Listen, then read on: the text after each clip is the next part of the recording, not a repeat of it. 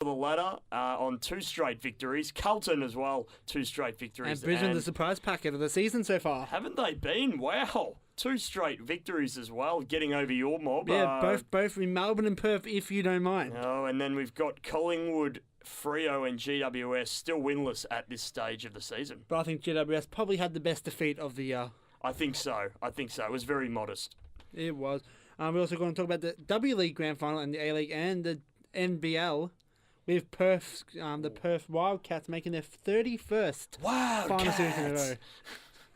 Doing very well indeed. We're also going to get to some cricket news as well, of course. As Liam was saying before we went on air, one of the more pointless series that we've had, the T20 kicks off at the MCG very, very soon against Sri Lanka. I think it's a 2-game series. 3. Melbourne, Geelong and Adelaide.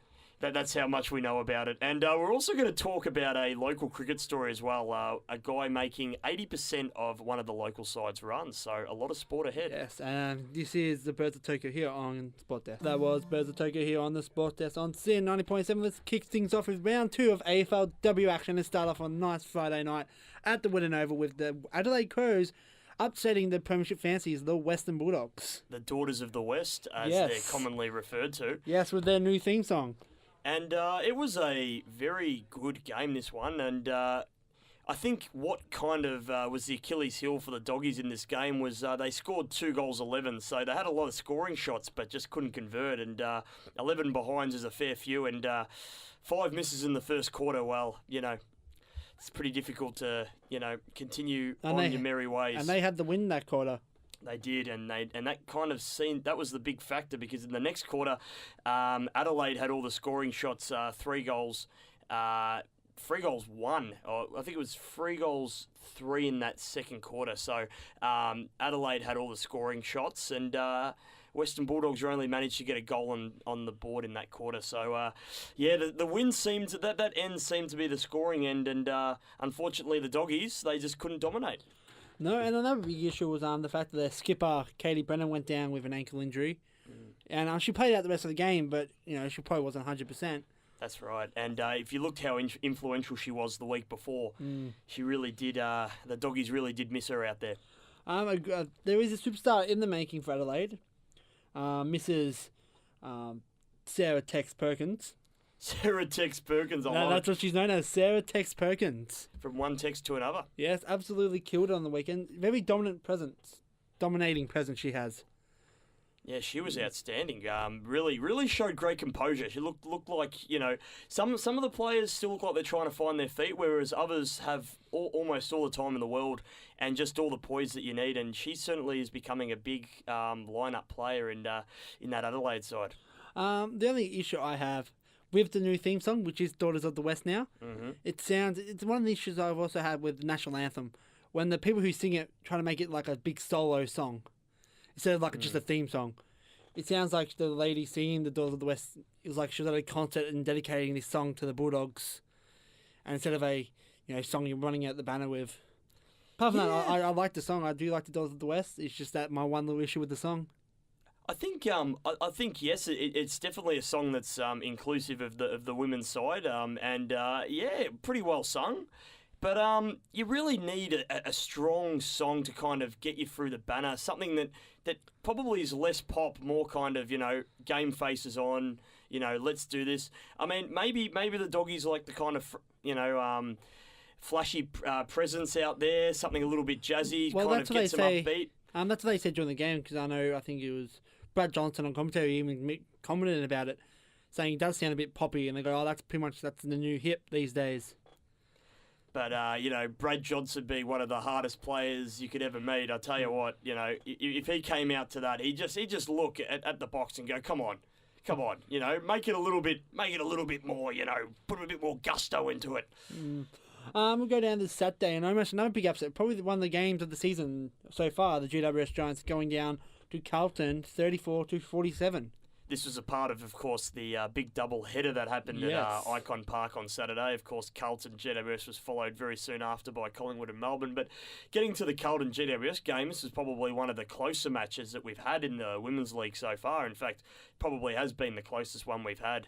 And I think both teams definitely had a chance to win this game, And at half time, it was Carlton 2-3 to GWS 2-2, and at three-quarter time was 4-4. That's right. At the very final break, it could have been anyone's game still, but the home side got home in the end. And well, GWS was caught napping at the start of the last quarter with the 2 goals from Pound and Dowry.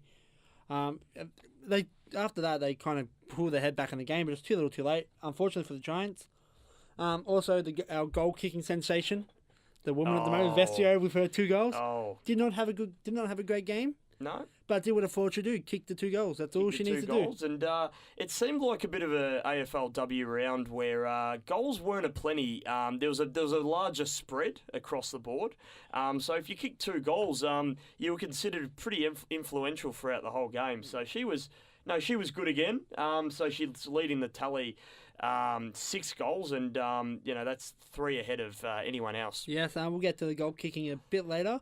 We'll go down to Saturday evening, and this is the tale of 2 halves. It certainly if there ever was one. It certainly was. It reminds me of very reminiscent of a couple of Queen's birthday clashes in the men's AFL. Very, very lopsided at one stage, and then suddenly a little burst of goals. I was at this game, fortunately enough. It's my first AFL women's game I've been to, and strong crowd of about 6,000 there. I'll tell you what, even though some of the stands weren't filled, the noise was unbelievable. Really, really loud, and it was about a patch of 17 minutes. I think it was just after the halftime break, and Melbourne really rallied together. It looked like at the start of the third quarter, Collingwood, might gain some more composure and kick away, but Melbourne just came streaming back, kicked 4 goals in a row, and my hero, I'll tell you what, she was unbelievable for Melbourne. Phillips. She kicked this incredible goal. Cat Phillips, of course, we're talking about. Snap. She was in the pocket, deep in the pocket, kind of put it onto her right boot, and it just went through beautifully. And no one was expecting it, and I wasn't expecting it either. But of course, the big marquee player for Collingwood, and there's been a lot of hype and hope around her throughout the league. Wow, but, who are you talking about? Mona did not deliver, I tell you, and she looked good early. She kicked a goal, and she looked like she was gonna have, as you said in our last show, her breakout game, but she still hasn't come. She does. I know we said this off air that she looks a bit uncomfortable out there at the moment. No, she does. There might be a little bit of shadow chasing her at the moment. I'll tell you what, though, the other marquee player for Melbourne, Daisy Pearce, was really in her own element on the weekend. She was just outstanding. Just looked like she had all the composure in the world, and she went really, really hard at some of the contests. No offense to all the other women that play the league. Pearce is the elite. She is the elite player. And I mean, we talk about the hardness, and all the women's players have this really, really strong, hardness at the ball and really strong mental strength and really, really go hard at it. But I think Daisy Pearce's ability, watching her live, she runs into space. She finds the ball, but she's also able to predict the play and get the ball wide. Really good footy smarts. Very good footy smarts. And what Melbourne were able to do, I think, in my opinion, very well over Collingwood, where they were able to get it into space, get it on the wings, and kind of get it into the forward 50, where most of the time it would go out the back, and Melbourne would have the Collingwood backman's number most of the time. So, yes, another good win. First win for Melbourne, and very good victory. Let's go to the final game of the game. Final game of the round, with the Brisbane Lions taking on the Freo Dockers in Perth. And it was, can we say it's an upset, or were Brisbane Lions actually good? That good? I tell you what, Brisbane Lions have shown a lot more signs of what we were expecting. I think coming into this season, we just kind of expect Brisbane Lions are going to be similar to the Brisbane Lions of the men's league and be absolute cellar dwellers. But I don't think Brisbane are going to be the same case. They've already had 2 very strong victories against teams who they're fancies, who are fancied to win a couple of games this season. And I love Taylor Harris, and we're going to get to her points later, but she again just shows just how talented she is. She kicked the match-winning goal. She did. Scores not scores level, so it was a 6-point ball game. Dockers had all the attack. Their last quarter cost them because they couldn't convert. They had pretty much most of the ball in their forward line in the last quarter. Harris takes a big mark and easy to straight through the middle. It was almost Leo Barry-like. It was Taylor Harris, you star! It was a big mark. And I love her kicking technique, that Nick Vivolt type. Oh, And the girl's only 19. she's got the same hair colour as well, Yes. which is just even more fitting. And she's only 19, so she's got a few, good 10 years on her. Or probably more than that. And she's going to be very, very good. And the thing is, though, what really let Freo down, they were going into the final quarter just 9 points behind Brisbane, and they could have easily, with the home ground advantage, could have run over the top of Brisbane, but kicking just no goals in the final quarter and just 3 behinds. No goals in the final half. That's going to, and for the final half, that's going to hurt you any day of the week. And so I think Freo lost that one. They did lose. By They 13 did points. lose, but not only that, but I think they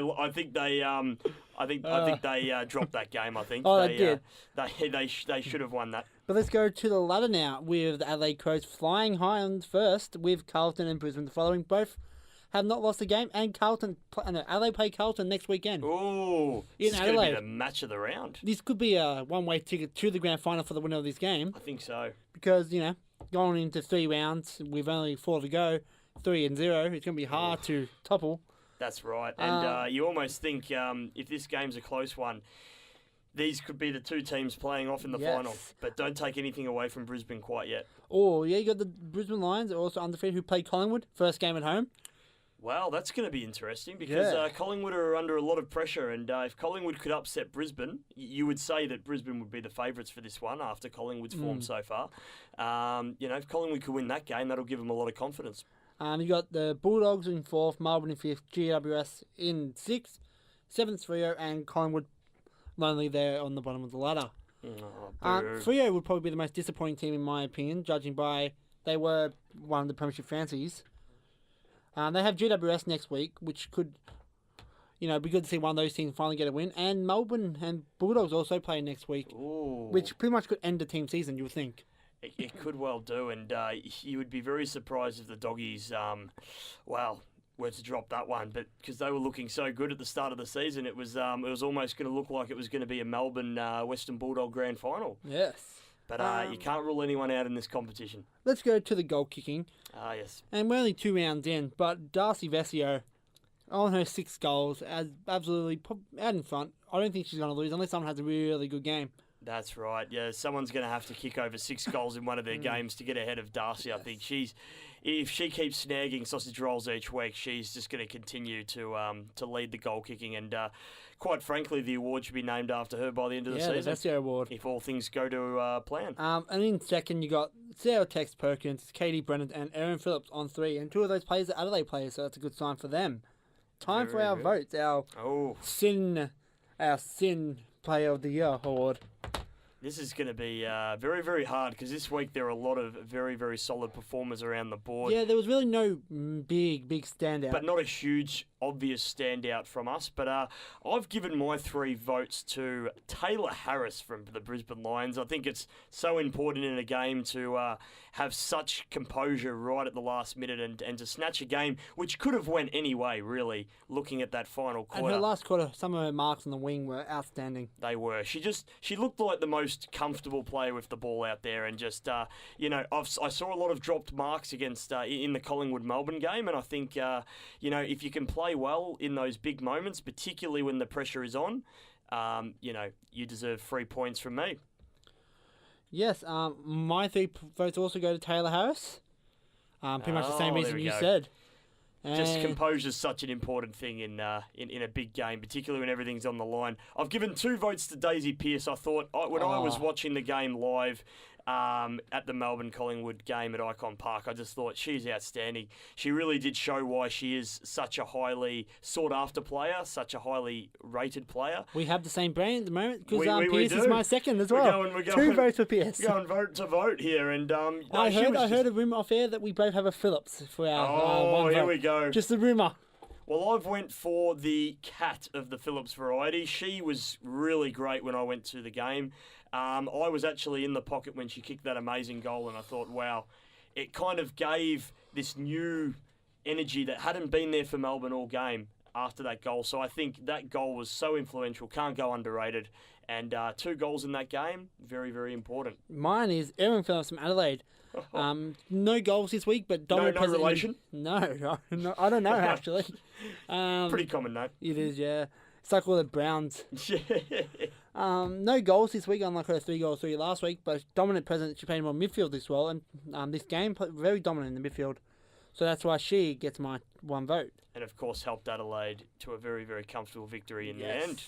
So we're going to go to another song, which is Aggie March. And then we'll go to the W League and the A League here on the Sports Desk on SYN 90.7. Credit hour here on the Sports Desk on SYN 90.7 with Liam and Michael. And our producer, unfortunately, isn't here. She has more important things. Well, I'll tell you what, it is going to be one crowded hour here, Liam, on the show. We're going to get straight into the soccer, or the football, as some people call it in Europe. And the A-League Round 19 will be kicking off tonight, where the Jets and the Victory will play at Hunter Stadium. A bit of a hike for those fans wanting to get to that game. And, well, Kevin Muscat came out during the week and said, some more pro refs for this game, but also that the Victory shouldn't rely on the hype of the crowd to get them over the line. Usually they should just rely on their inner sanctum, their players showing a bit more ticker, and they can find some victories that way because... quite frankly, being away from home. Victory's in their name. That's right. It's in their name. It's in their nature. And, if they want to win, they can't just rely on the hype of the crowds, even though the hype is crazy if you ever go to a Victory game. We'll start off with this might come to a surprise to you, but Sydney FC won on the weekend. Sydney FC won? What? I know. Really? It's unbelievable. So first time in 2 weeks they've won a game. Just to recap, they've just notched up a very, reasonable 14 wins for the season.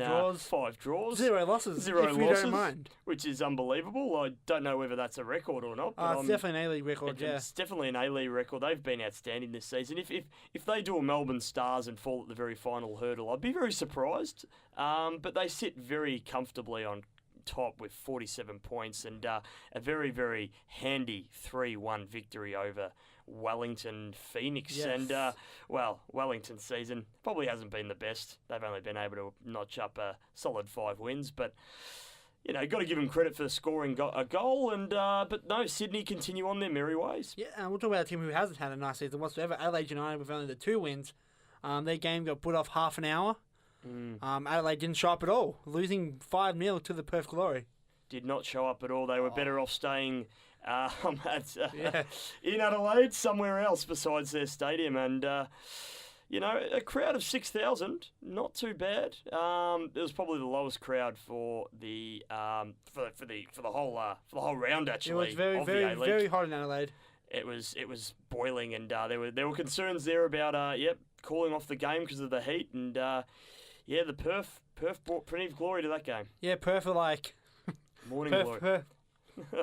The Perth like their heat, so I think this played into their court very easily there. Then the 8-man Melbourne City team drew 2-2 with Brisbane on Saturday night, and then we go down to Sunday, and our boys, the Central Coast Mariners, notched up another 2-0 win. This time not against Perth Glory, against the Western Sydney Wanderers. Good win from the Central Coast. They sit almost bottom of the ladder, second last on the ladder, and to be 1-3 in a row though. 1-3 in a row. So can they make a late dash for the finals? I think they can. I think they can. I mean, there's still 7 rounds to go. Still 7 rounds to go. It was a very comfortable victory on the weekend, and big crowd actually at Spotless Stadium. Capacity at Spotless isn't too many, and 9,600. You'll take that crowd any day of the week. So that's a good A-League crowd. And the big match of the round, big match of the week, was the W League grand final. W League between Perth Glory trying to win their maiden premiership and Melbourne City trying to go back to back. And it should be the WW League, because I've just looked at it's the Westfield W League. It should be the WW League. I like the sound of the WW League. WW League, yeah. The last time these two teams met before the grand finals in round 8, Perth won 3-2 at Amy Park. These two previous meetings came during the Westfield W League 2015-2016 season, saw Melbourne City win 4-0 on both occasions. Granted, Melbourne City was undefeated last year when they won their first championship. They were, and this is their second championship in a row. They should be Spoilers. very proud of their effort. Just for those of you who didn't tune in to this game, it's their second in a row. And winning 2-0. And your favourite player, Jess Fishlock, please say the line.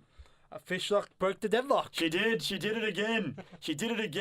She opened up the scoring for the good old Melbourne City. In the stoppage time during the first half. And since then, the good old Perth Glory weren't able to get their composure back. And in fact, their keeper helped another goal through at the 72nd minute of the game. And misjudged the ball. It was really bad. It just went over her head. She thought it was going to be a cross. It did. I probably wouldn't have covered it any better than she did, and it was a difficult one. Got herself into a bit of a pickle of a situation, but at the end of the day, a superb victory for Melbourne City. They could go a hat trick. Oh, do the three-peat. Do a three-peat. Well, they're the first W team to ever go back to back. Funny enough, definitely, yes. Fun fact for the both leagues: Perth Glory lost the grand final where Brisbane went back to back in the men's. Lost the grand final where City went back to back in the men's, and the only back to back in both leagues. That is unbelievable. So if you want to go back to back, play Perth Glory in the grand final. I'm sure Perth Glory are going to be very, very aware of that next season. We're going to go to another song now. This is the Can Empire. So many nights here on Sport Desk on Sin 90.7. That was So Many Nights by the Cat Empire here on Sport Desk on Sin 90.7. You're about to say Get Serial. It was on the tip of your tongue. It is not Thursday yet. This is the Sports Desk. See, you almost got me saying it by proxy there. It's the Sport Desk. This is Get Sport Desk Serial. This is the Get Serial Sport Desk on 90.7 FM. Of course, we're going to jump into the NBL. Of course, the playoffs have been confirmed. The Wildcats are coming. Their streak is well and truly alive. 31 straight final series, if you don't mind. Unbelievable. The Wildcats. They don't call them the Wildcats for nothing there. They are feral. They're feral cats right now. They are unbelievable. Down Melbourne United, who formerly known as Melbourne Tigers. Still don't know why they changed that name. That's very stupid. Very stupid. Yes, and Perth Wildcats, they finished third on the NBL ladder. Do you wonder, do they think got to get your hand in the game before every game? Surely they pay Zac Efron out a little bit of money to get him involved, get the Afro guy in, you know, just get everyone involved, get everyone on board. And they always think like, what time is it and all that stuff. Yeah. They don't have to. All the classic hits. I mean, you know, practically Perth Wildcats are endorsed by the Disney Channel, so you know they are huge. Adelaide 36ers, of course, finished on top of the league ladder, 17 wins, 2 games clear of everyone else. They did extremely well, 2 games clear of first, second, and third being Cairns, Taipans, and of course the Wildcats. And then the Illawarra Hawks. Yeah, they sneaked another in as well. Hawks teams in the finals, which everyone in Victoria was like, really, let's get rid of the Hawks. But quite sadly, Melbourne, they couldn't get in, unfortunately. Funnily enough, Sydney finished second last, and they were first for pretty much the first half of the year. Yeah, very interesting. So yes, and the finals have now been confirmed with LA 36ers playing the Illawarra Hawks on the 16th, the 19th, and the 23rd of February. If need be, of course. If need be, of course, for that then last the game. Cairns Taipans play the High School Musical Wildcats on the 17th, the 20th, and if necessary, the 24th of February, the Wildcats. And then the NBL Grand Final Series will be held between the 27th and March the 12th, with the winner, as you might know, being crowned champion of 2017. How incredible would that be? The Wildcats, as we said before, 31st straight final series, if you don't mind. God, they're just going to continue their winning ways, I would imagine. And, hopefully they don't. And I know we keep alluding to this, the Melbourne Stars. Let's hope they don't fall at the final. Is there a bit of pain there? There is a lot of pain beneath this smile about the Melbourne Stars. When are we gonna win? I do not know. But on that note, we're gonna head straight into the cricket, and of course, as we were saying before, the hapless T20 series is about to kick off. And what's the point? What is the point, indeed? I suppose it might be a warm-up, maybe for a couple of oldies like our good mate from the Perth Scorchers to get into it. Michael Klinger is going to be one of the oldest players to debut in the 2020. And good on him as well. He's deserved it. He's played an incredible Big Bash series. And he might bring a little bit of composure into the lineup for the Australians. Yeah. It's only a 3-game series. This one at MCG Simmons Stadium. Cardinia Park. Yes. Yeah, well, that's gonna be good down at Geelong. I think they're gonna get a good crowd in there. Weather's not expected to be too good. Of course, down at Geelong, it's a little bit nippy. So but why would anyone want to go down to Geelong anyways? Like, it's Geelong. It is Geelong, but if you want a nice little ice cream, freeze to death, and have a bit maybe get stabbed, a bit of a peruse of the beach and the big country town, it's a nice place to go for a Big Bash. And Geelong love their Friday nights there when the Catters are playing down at the Cattery. The what do they call it? What do they call it now? The Cats aren't playing. What is it? The Big Bashery. The Big Bashery. The Big Bashery. That kind of rolls off the tongue, doesn't it? And also, I just saw one of the inclusions for Sri Lanka. Lasif Malinga, our man, the big slinger. He's going to be coming into the squad. It surprised me that he's still playing. I'm surprised he's still playing. He's like, 1,000, 2,000 years old now? Oh, I tell you what, him and Mirali are going to be making comebacks very shortly. Him and Chukka, that one's a slinger, one's a chucker. Sri Lankans have a way, don't they, with producing players like that. Also, in other news around the cricket stadiums, Alistair Cook has stepped down as England captain. Not really surprising after his series over in India, being a major whitewash. They weren't able to take a test off the Indians. And the Indians are doing very, very well at the moment. Very scary for the Aussies. They're playing Bangladesh, and Australia are going to have to be on their game. Bangladesh, they managed to post 388, but India in their first innings, 6 for 687. They had plenty of contributors. Kohli again continues his unbelievable form. Notching up a solid double ton, if you don't mind. And yes, he's playing very, very well as it stands. And so Bangladesh, they have to make a pretty unlikely 360 to win this test match. So it looks like India are going to win their 5th straight test in a row. And the Australians certainly have a task ahead of them. And also, talking about the Australian preparation, big Usman Khawaja. We know he's a very slick player. We know he's very elegant to watch, very, very skillful out in the crease. But he got dismissed in a very, very interesting way, Liam. And I want your thoughts on this one.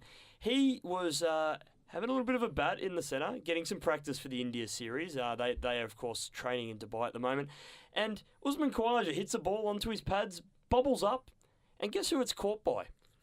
It is caught by a plastic chair at short leg. Oh. And it landed perfectly in short leg's laps, and he was dismissed. So it should be. Now, I've got to ask you, staff for the chair, if it bounced off the chair and landed on the ground, would he have been given out? I think I would have caught him out as well. Would have been caught out? If Nick Maddinson was there, on the other hand, probably wouldn't have been out. Yeah, would have dropped him. Also, in other news, Sheffield Shield scores, just revising those. In the first innings, Victoria made 184, pretty dismal. But then South Australia all bowled out for 178. In the second innings, Victoria made a better score of 306. Didn't have any century makers, but they had plenty of contributors around the board, including Aaron Finch making a very handy 71 runs. South Australia, checking the scores last night, 8 for 174. And your little story from the local cricket. Yes, this was pretty unbelievable stuff. Of course, in the local cricket, there is a side called the Magpies, and they're probably doing just as well as the Women's League Magpies. Haven't notched up many wins, all the men's in that regard as well. The Camberwell Magpies, they had an extraordinary scorecard. I just want to read it to you. There's one particular player there called Simon Hill. And he bats at number 3, Ricky Ponting's old position, first drop, very popular position. He made a sensational 80% of the Magpies' runs on the weekend. Now, this included a major 137 not out on 100 off 172 balls, if you don't mind. What an innings by Simon. But not many contributors around the board. The highest score besides the 137 was... it was, believe it or not, 8 runs from one of the very lower order batsmen. There were 7 ducks in this scorecard. That's right, 7 ducks. So it was 137 by Simon. Camberwell were bowled out for 172. Disappointing. Very disappointing But indeed. good effort. Good solo effort. Good solo Who effort says by an Simon. Hawaiian team? Exactly. Made the main percentage of his runs. And it was funny, when Lance Franklin kicked his 13 goals against North Melbourne, he actually kicked a higher score than North Melbourne combined. So Well, Vesio on last Friday night kicked a higher score than the Magpies combined. that's right. So I tell you what, a lot of very interesting irony surrounding a couple of these sports stories today. We're going to go do a song and more AFL when we come back. This is Little Red Rocket here and guess. The sports desk. You're going to get it right. You're going to get it right eventually. This is Sporting cereal. This is the sports desk. Hey, here we go. You are listening to the Sports Desk on Sports Desk, the SIN Sports 90.7 Desk. FM. Keep saying it. He's been saying it all during the break, just trying to get it right. Congratulations, Liam. We're going to recap a couple of the scores. Of course, Australia are preparing quite thoroughly for their India tour. Of course, during the recent ODI series against New Zealand, David Warner, Steve Smith and Usman Khawaja did not participate. And the skipper, Wade, who wasn't the skipper. And the skipper, Wadey. Nice, Gary. Anyway, Nice, Gary. we know all about that. And, of course, the preparation is quite nice at the moment. And a player who's doing particularly well and who may play in the upcoming series, Ashton Agar. You might remember Ashton Agar. He was caught on 92, only 8 runs short against England. I stayed up all night to watch that and has done nothing since. And cried myself to sleep after that. And he has done, you're right, he has done nothing since. He's a good contributor with the bat and the ball and plays pretty well for the Perth Scorchers. And every now and then he does come out of nowhere and bats very, very well. He's made a couple of tons in the Sheffield Shield. He has been dominating with the bat and the ball during the practice matches. Maybe no one else is really caring, but certainly Agar is, and he's made an unbeaten 74 and looked very solid with the ball as well, getting 4 wickets as well. So he's doing well. Sean Marsh made a 62 the other day. Mitch Marsh made a 53. And Jackson Bird, 41 not out, if you don't mind. So a bit of batting options there down the order as well. So and also recapping, Khawaja dismissed by a plastic chair. Well, let's hope he doesn't have the same luck in the Test series as well. We're going to move into the AFL. Yes. You were speaking about on the Friday show about all the new captains. After the show, Jack Viney, young 22-year-old in Melbourne, was announced as the new skipper. See this. What a gun Jack Viney is. So glad to see this. He has so many leadership qualities. He's one of the hardest players you'll see in the entire competition. And he really will complement Nathan Jones well. I heard rumours that he runs through brick walls as his preparation pre-game. I can believe that. That's his pre-game ritual. Well, Luke Hodge actually gets shot at point blank range as his pre-game to warm him up.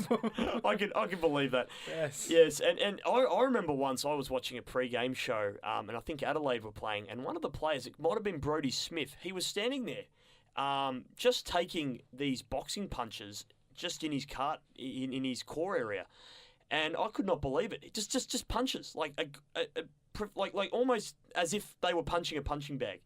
Yeah, and I get that. Brody Smith's just standing there, just got a pretty strong gut. Look at me, I'm just getting punched in the core. And I'm thinking, might have a few snags later on. Yeah, a couple of sausage rolls, whatever. But I was just very intrigued about that. But no, Jack Viney is a very good option. He'll be captain for a good decade. That's right, and I mean Nathan Jones as well. He can pass on his expertise to Jack Viney. Not that he will need it, because Jack Viney is as hard as they come.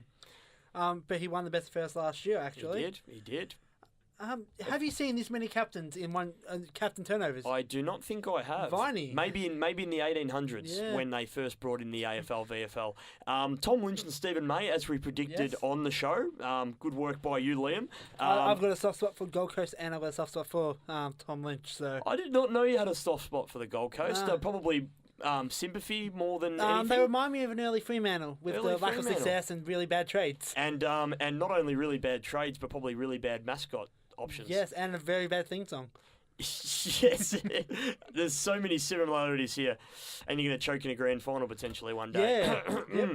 Jack Zeeble, of course, another very hard nut, will become the captain of North Melbourne. He was always going to be captain of the club. That was never I could never really see another option there. I mean, Ben Cunnington was kind of tossed up in those options, but Tarrant was vice captain, but I could see him as a captain player. But I think Jack Zeeble's a good option. Josh Kennedy, yes. after his heroics in the grand final, One of those ones where you don't think about it until it happens, and you think that's a perfect decision. Just to think, at the very start of his career, he was at Hawthorn. Gee, wouldn't they be rolling around in there? No, they probably wouldn't be. They're crying with their premiership cups and just wiping they those probably tears do away. remind him about that a fair few times. Probably one of my favourite ones to see. Jared Roughhead, returning to football after so long. Everyone felt for him after everything that happened to him with his scare. He's back, and not only is he back, he's now the new skipper of Hawthorn, and he's a favourite around the whole AFL. I think everyone loves Ruffy. Everyone's gone from hating Hawthorn to they're okay now. Loving one player from Hawthorn. We like Ruffy. Ruffy's captain. Oh, okay. I guess. We don't hate him as much now. It's all right. Now, the next one. Mr. Doctor Who here. Mr. Doctor Who. Mr. John Smith. Mr. Jared Gary? Is that how you pronounce it? Jaron Gary. I think it's Jaron Gary, yes. Jaron Gary. And, of course, during the Brexit back last year, the biggest question on Google was, what is the Brexit? The biggest question on Google just recently is, who is Jaron? That was the big question. And he's the skipper of St Kilda. He's the new skipper of St Kilda. Now, yes, he doesn't have the blonde hair. He doesn't have the tall physique. He really has no hair, actually. His knees doesn't touch his head when he kicks for goals, but he is a hard nut. People love him at the Saints. Rumours saying he can actually kick a goal after the siren. I'm like, the former captain could. So, wow. Yeah. Well, isn't that a very important character trait? Good on Jared. Now, we must remind you that Jaron, besides with David Armitage, was the emergency for both grand finals, I'm pretty sure. And are you talking about 09? 2009? So I know he was both in 2010, the draw and the replay. He was emergency, I'm pretty sure, in the 2009 grand final alongside David Armitage, which is a little bit shocking. Well, they should have had the skipper in, they would have won. They would have won, the future skipper. Who would have known? Who would have known a couple of years later he'd be there? Of course, recapping my club's skipper, it was always going to be an obvious option. There was a little bit of conjecture whether Jobe Watson could hold on to his... Well, I mean, he couldn't hold on to his Brownlow. Could he hold on to his captaincy? He's letting go of everything at the moment. But not his coffee career. But, of course, Goddard... Goddard wanted to be captain, and everyone had a good laugh about that. They did. Hey, guys, I want to be captain. Okay. You're not going to get it 2 years in a row, are you? But Dyson Heppel, of course, the new captain of Essendon. Yes. He did a really great role when he was off. On his year off, he did a lot of work on Fox Footy. Time, and he was brilliant, I thought. And he's got a lot of lovable traits, this guy. Not only does he have the original Daisy Thomas hair, but he plays like an absolute superstar. I hope he doesn't turn to Daisy Thomas, shave his hair, and if you've ever listened to Dyson Heppel speak, he's very upbeat, very charismatic. Very, how you going, mate? G'day. He's brilliant, and he brings a lot of life to Essendon, and I think he's going to be an excellent captain this year. And then we were a week away from the JLC series, and there's only a few more teams left to haven't picked. We've got Adelaide, Brisbane, Collingwood, Freo, GWS, Richmond, and West Coast have yet to choose their leadership group. And it's looking at the moment. I would love to see Dane Zorko be the captain of Brisbane. I've heard Beams is contention, but he's only played 18 games. That's right. Zorko's been there for years now. That's right, and he's really came out of the blue and really playing like an absolute gun over there. Your club, of course, looking at Nat Fyfe for your captaincy, and that could be please stay, please don't go. Yes, it could well be, unless he does a Ryan Griffin. Let's hope not. GWS, of course, are yet to decide. But you'd expect Callum Ward and Phil Davis to do it again. And Alex Rance has been thrown up for Richmond. Yes, a rumour that he could replace Cochin. Maybe Cochin's the captaincy got to him, after 2012. Now Brownlow medal year. He's got all the accolades. Still hurts me. Another rumour I've heard was Luke Shuey Luke Shuey might become captain of the West Coast Eagles. Well, it's definitely not going to be Nit Nat Nui this year because I think he might be. He might be captaining from his bedside table. And then you got Sam Mitchell. Maybe could become captain. Yeah, give it to Mitchell. Potentially. In fact, that would be a very interesting choice, wouldn't it? And also the JLC series does start on JL Thursday. Series on Thursday. Well, it might start on Thursday, yes. depending on whether the players like their paychecks. But that one will kick off at Etihad Stadium around 7:30, 7:50. Yes. So those Essendon and Collingwood supporters looking to see Will the you be going brand to the new game? look sides, I will be trying to get down to the game if it's on. I'll definitely be there. I'd love to see this new look Essendon team. It will be interesting to see whether Essendon will play a lot of their senior players, considering they haven't had a real run at the four-quarter footy for a very long time. Be very interesting to see what they can do. And that's all the time we have for here on the Sports Desk. Yes, very good job there. You can hear the applause all around Melbourne right now. But yes, thank you for joining us for another week. Of course, join us on Friday for the Friday edition of the Sports Desk. Get Serial, whatever the name is, of course. Get Serial Sports Desk in joke. We've done a lot of cross promotion today, haven't we? Yes. It's certainly been a good show. And yes, join us next week for another episode of the Sports Desk on SYN 90.7 FM.